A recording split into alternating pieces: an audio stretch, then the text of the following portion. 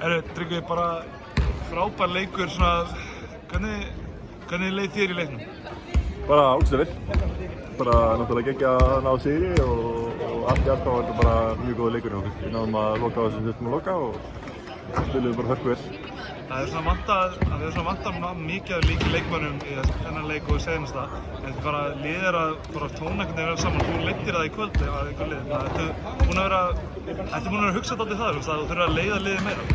Það er náttúrulega svolítið svona skipting núna á liðinu, þannig að það eru nýjir menn að stíga upp og ég er vonandi einn af þeim sem er með í fararbroddi að taka skrefið og taka stórt hlutverk. Sérstaklega vantar okkar bestu menn hérna sem eru Haukur og Martin, sem er náttúrulega bara leiðilegt að hafa það ekki, en það þýðir ekki annað en bara taka á því og gera betur. Hvernig Fúsek er bara risastór og verið stærri en þú, en þú bara virtist bara ráða mjög vel við hann og bara virtist liða vel. Hvernig er að fara á móti svona risamönnum? Það hjálpaði, ég spilaði á mótunum í sumar. Við vorum með smá svona kamp og við mættum hann, þannig ég var búinn að spila þessu mótunum, þannig ég þekkti hann aðeins.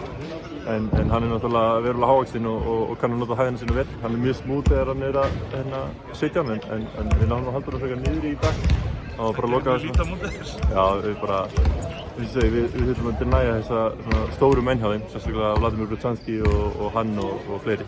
Þetta var bara mjög gott. Þú ert örugglega ekkert að fylgjast mikið tölfræðinni, en þú varst ekki langt frá hérna á næstu þrefaldri tvennu í blokkum, stigum og frákvæstum. Varstu eitthvað að hugsa því þar en ná einhverjum fleiri blokkum eða? Nei, ég get ekki sagt það sko. Ég náttúrulega leyfi mér þessum leikjum, þá leyfi mér svolítið að falla niður og fara frekar fyrir blokkin upp á hvernig vörn við erum að spila. Þannig að það er náttúrulega bara sést svolítið í því. En það hefði ekki verið leiðilegt að ná í tvö viðbót og ná í svona skemmtilega tölur, en þetta er ekki svo slæmt.